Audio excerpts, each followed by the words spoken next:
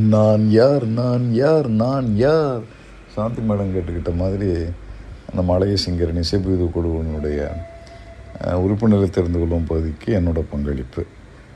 நான் நாகேந்திர பாரதி.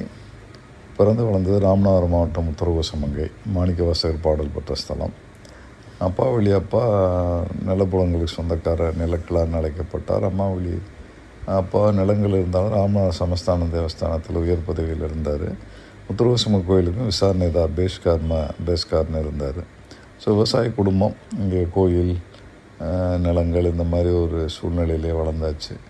அதனால் கவிதை எழுதுறதுலாம் சின்ன வயசுலேயே ஆர்வம். 10வது படிக்கிறப்போ எழுதியாச்சு. தொடர்ந்துக்கிட்டு இருக்கு. எனக்கு ஒரு தம்பி ஒரு தங்கை. தம்பி தங்கை 2 பேரும் குடும்பத்தோடு இப்போ மதுரையில் செட்டில் ஆகிட்டாங்க. நான் படித்தது அப்புறம் PUC Sivaganga RDM college, Madurai காலேஜில் BSc chemistry, BGL Madurai law கல்லூரியில். அப்புறம் பின்னால் கரஸ்பாண்டன்ஸில் எம்பிஏ பேங்கிங் ஃபைனான்ஸ் பண்ணியிருக்கேன். வேலை இந்தியன் வங்கியில் கிளார்க்காக சேர்ந்து கூத்தாநல்லூர் முத்தியால்பேட்டு இருந்துட்டு ஆஃபீஸர் ப்ரொமோஷனில் ஜோத்பூர் ராஜஸ்தான் போயிட்டு திரும்பி டொமஸ்டிக் ஆப்ரேஷன் ஹெட் ஆஃபீஸ், அப்புறம் கம்ப்யூட்டர் டிபார்ட்மெண்ட் ஹெட் ஆஃபீஸில் கம்ப்யூட்டர் மேனேஜரெல்லாம் இருந்துட்டு அப்புறம் கம்ப்யூட்டரில் எல்லாம் கொஞ்சம் பிஜிடிசிஏ, டிஜேபி, டிப்ளமா இன் ஜாவா, அப்புறம் அந்த banking related MBA banking finance, CAP எல்லாம் முடிச்சு இருந்ததுனால கம்ப்யூட்டரில் கொஞ்சம் ஆர்வம் இருந்துச்சு.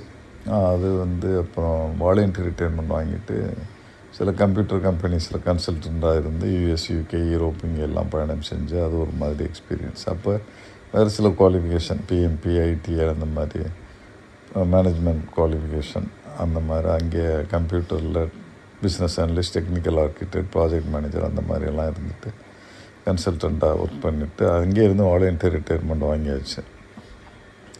அப்போது ஒய்ஃபு குடும்பத்தை பொறுத்தமட்டில் ஒய்ஃப் உஷா பாரதி அவங்களுக்கு தெரியும், நம்ம குரூப்லேயே இருக்காங்க. இசைப்பிரிவு கலைப்பிரிவில் பாட்டு பாடி ஓவியம் எல்லாம் வரைஞ்சி கலக்கிக்கிட்டு இருக்காங்க. அவங்க சின்ன பிள்ளையிலேருந்தே இதில் எல்லாம் ஆர்வமாக இருந்தவங்க.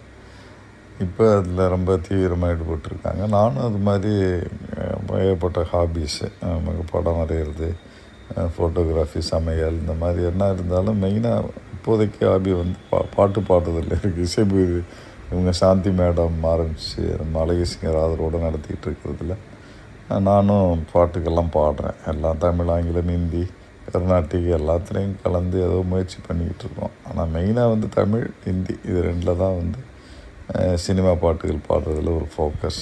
வேறு சில குழுக்கள்லையும் சேர்ந்து அங்கேயும் பாடி சில பரிசுகள்லாம் வாங்கியிருக்கேன். இதுதான் ஹாபீஸ் பொறுத்த மட்டும். ஸோ ஃபேமிலி சொல்லியாச்சு, குவாலிஃபிகேஷன் சொல்லியாச்சு, எக்ஸ்பீரியன்ஸ் சொல்லியாச்சு, ஹாபி சொல்லியாச்சு. இன்னும் வீக்னஸஸ்லாம் சொல்லலாம், அதெல்லாம் சொன்னால் நல்லா இருக்காது, வேணாம், ஸ்ட்ரென்த்தோடு நிறுத்திக்கிறோம். இப்போதைக்கு ரிட்டையர் ஆன பிறகு பெரும்பாலும் குடும்பத்தை பார்த்துக்கிட்டு இந்த காய்கறி வாங்கிட்டு வர்றது, பால் வாங்கிட்டு வர்றது தான் மெயின். அதோடு சேர்ந்து நம்ம குரூப்புகள்லேயும் நேரம் கிடைக்கிறப்போ எதாவது பாடிக்கிட்டு பேசிக்கிட்டு, இதோட டோஸ்ட் மாஸ்டர்ஸ்னு ஒரு மூமெண்ட்டில் கொஞ்சம் பேச்சுக்கள் அதுவும் கொஞ்சம் பேசிக்கிட்டு இருக்கேன் ஆங்கிலத்தில். புஸ்தகங்கள்லாம் இந்த புக்காக கிட்டத்தட்ட 150க்கு மேலே போட்டாச்சு அமேசானில்.